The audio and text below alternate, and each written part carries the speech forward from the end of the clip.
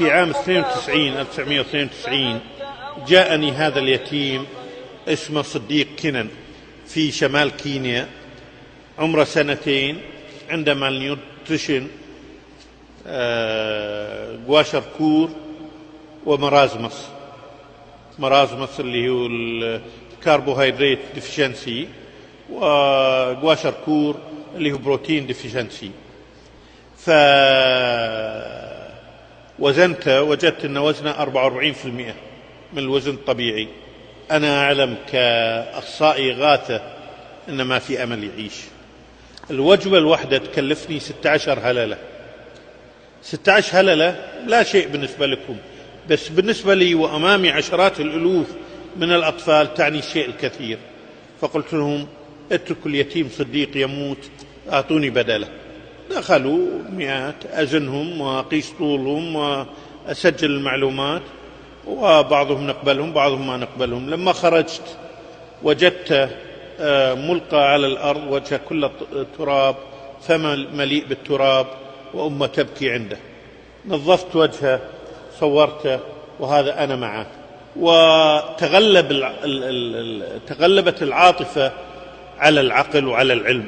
حبيت أني أعطيه وجبة كل يوم. الوجبة زي ما قلت لكم تكلف 16 هللة، لكن أتذكروا يا أخوان، سواء اللي يمد إيده على 16 هللة يمد إيده كمان على 16 مليون. فقلت أنا أخون الأمانة لو صرفت 16 هللة عليه كل يوم. طيب كيف أخرج من هذه المحنة اللي تورطت فيها؟ فقلت ما في إلا أدفع من جيبي أو جيب أولادي المبلغ. حسبت 16 هللة في 365 يوم مدة سنة، وقلت لهم سجلوها علي ودخلوه بحيث أنا أدفع حتى الله ما يحاسبني عليه يوم القيامة. ونسيت الموضوع. بعد 12 سنة أرسلوا لي صورته، صديق كنن، حافظ القرآن كله، الأول في فصله والأول في مدرسته، عمره ما شاف مصحف، يتعلم على اللوح هذا، وما يتعلم في فصل مثلي ومثلكم، وإنما يتعلم تحت شجرة. هذه 16 هللة تعمل هذا كله. سنويا يموت 1,000,000 طفل، 90% منهم من المسلمين في إفريقيا بسبب الملاريا، لأن أهلهم ما عندهم كلوروكوين يكلف الكورس 11 هللة. لأنهم لا يملكون 11 هللة يموت 1,000,000 مسلم.